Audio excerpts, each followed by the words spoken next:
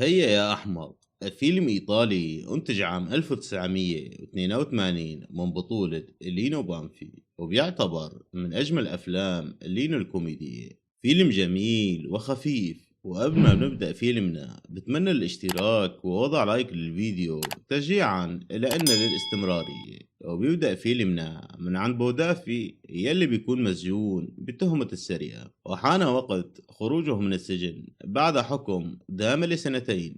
وبيطلع فعلا وبيلتقي بابن عمه الموظف بشركة محترمة، وبيطلب منه انه يلاقي له شغل محترم حتى يحسن يعيش. وفعلا بيلاقي له شغل بكراج للسيارات، وبيبلش شغل. وأول يوم عمل بتجي لعنده بنت بآخر الليل، وبتبلش تشكيله عن همومها ومن إخواتها يلي متشددين معها وعم يضطهدوها يا حيام. وفجأة وهن عم يحكوا وياخدوا ويعطوا بالكلام العميق والقيم، بيوصلوا اخواتها المفترضين وبيرعبوا دافي وبيتخبى. ولما بيروحوا بيطلع وبيلاقي حاله انه تعرض لخدعة كبيرة وانسرقت كل السيارات، وبيفشل بشغله من اول يوم عمل.